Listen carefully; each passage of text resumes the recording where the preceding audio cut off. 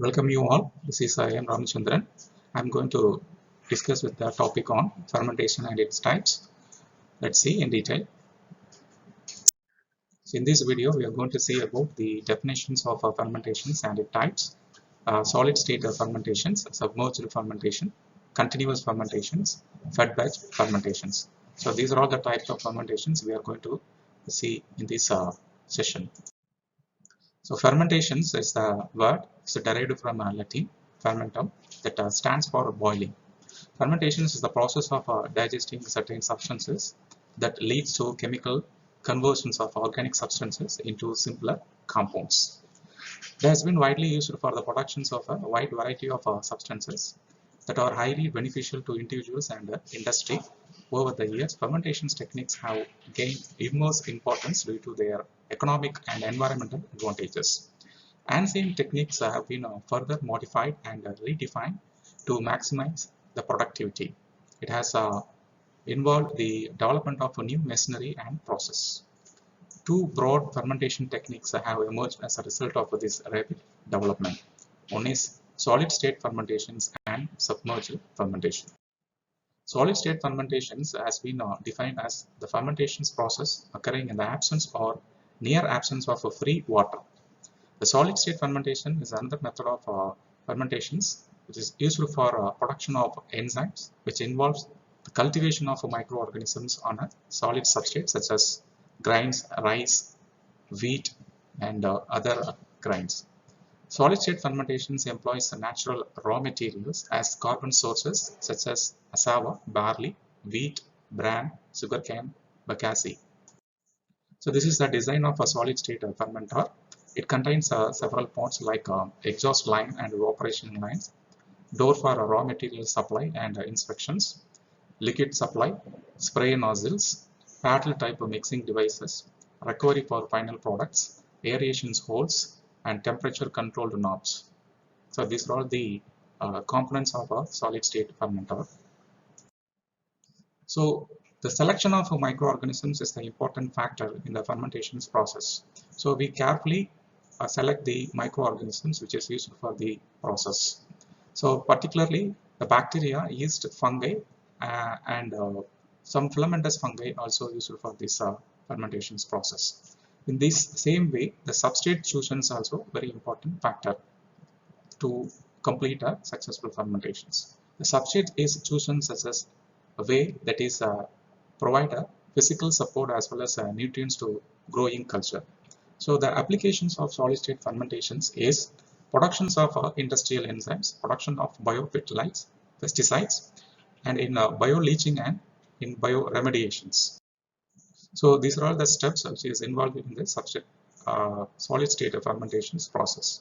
The substrates which can be used for Braun, expeller, CAC. Okay, then the next step is the energy supplied from the substrate, that is the mechanical and the heat pre-treatment. Then pre-treatment substrate which provide the solid state fermentations process. Finally, the fermented product will be occur. So it can be harvested by the downstream process. The example of a solid state fermentations for mushroom products in which the substrate straw and manure can be used. The involvement of microorganisms is agaricus by spores. So another one is soy sauce. Soya beans is the substrate and wheat also is the organisms involving in this process is as well as oryzae. Cheese is another one example for solid state fermentations. The milk curd is used as a substrate for these solid state fermentations. The Penicillium roquefort is a microorganisms responsible for these solid state fermentations. The another fermented product like N.G.P, so in which the leaching of metals can be used, and the low grade ores can be used as a so N.G.P in which the soya beans substrate can be used, and the rhizopus oligophorus is the organisms involved in this fermentations process. The advantages of solid state fermentations is the lower chance of contamination due to low moisture levels. So it is easy of product separation, energy efficiency, and the development of fully differentiated structures. So submerged fermentation, this is another one type of fermentations. in which we used the substrate for fermentation is always in liquid state, which contains the nutrients needed for growth. The fermenter, which contains the substrate, is operated continuously, and the product biomass is continuously harvested from the fermenter by using different techniques. Then the product is filtered or centrifuged and then dried. The submerged fermentation is a method of manufacturing biomolecules in which enzymes and other reactive compounds are submerged in a liquid such as alcohol, oil, or a nutrient broth. Here we have given a pictures to demonstrate the solid submerged fermentations process. The applications of submerged fermentations is the fermentation technique is best suited for microorganisms such as bacteria that require high moistures. Then submerged fermentations utilizes free-flowing liquid substrate such as molasses and broth. An additional advantage of this technique is the purification of a product is easier. The fermentations process, that is the batch fermentations and continuous fermentations. The batch fermentation is another one. The nutrients are added in the fermentations for the single time only. The growth continues until the particular nutrients are exhausted. The batch fermentation is also known as a closed system of fermentations, in which the culture is inoculated with a sterile medium contained in a closed vessels. No additional nutrients are added once the fermentations process starts. The basic controls for pH, temperature, dissolved oxygens, and foam of the fermentations mediums are regulated in this type of fermentations. Then the exponential growth lasts only for few generations. The growth rate is not constant due to lack of stability of the optimal conditions. Growth curve with the 4 phases is observed. The product be they intra or extracellular only at the end of the run. So in the batch process, when the microorganism is added, the medium which support the growth, the culture, passes through the number of stages known as the growth curve. A typical growth curve consisting of the following phases like lag phases, acceleration, log phases or exponential phases, declaration phases, stationary phase, and death phase. The log phase is immediately after inoculations. The acceleration phase is the period when the cells just start increasing in numbers, is known as acceleration phase. Log phase is the one phase which is the time period when the cell numbers steadily increase. Declaration phase, so in which the durations when the steady growth is decreased. Then the stationary phase, in which there is no change in the microbial cell numbers in the stationary phase.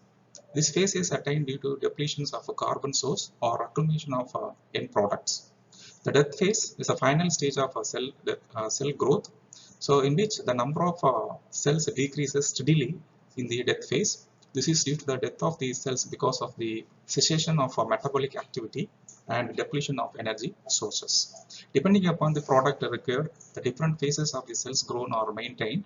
For microbial mass, the log phase is preferred. The characteristics of a batch fermentation system is the simplest fermenter operations. The sterilization can be performed in the reactor. All nutrients are added before inoculation. Maximum levels of carbon and nitrogens are limited by inhibition of cell growth. Biomass production is limited by carbon or nitrogen load and productions of toxic waste products. The continuous fermentations is a continuous process where the nutrients is continuously added to the fermented at a fixed rate. The organisms are continuously maintained at a logarithmic stage. The products are recovered continuously. So the fermenter in these types are called flow-through fermentation. So this is the fermentation type, that is the fermenter diagram, which depict the batch fermentations and other fermentations process vessels. So disadvantages of continuous fermentations is the complete fermentation is difficult to complete, more prone to contaminations. So the another one is fed batch fermentations. This fermentation is intermediate of both batch and continuous fermentations.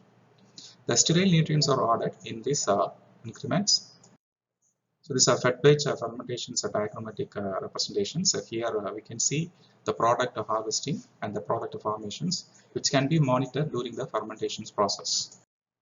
The fed batch fermentations achieved in the fresh growth medium is added continuously during fermentations process, and no growth medium is removed until the end of the process. The continuous addition of a medium prolongs both the log and stationary phase, thereby increasing the biomass and the amount of metabolites. However, microorganisms in stationary phase often produce proteolytic enzymes or biomolecules to degrade the proteins. A fed-based fermentation strategy can increase the yield from 25% to more than 100% compared with the batch fermentations.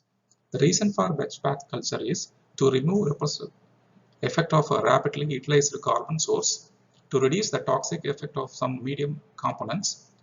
These are all the reason for fed batch culture approach. The application of fed batch cultures are the yeast cell productions, penicillin productions.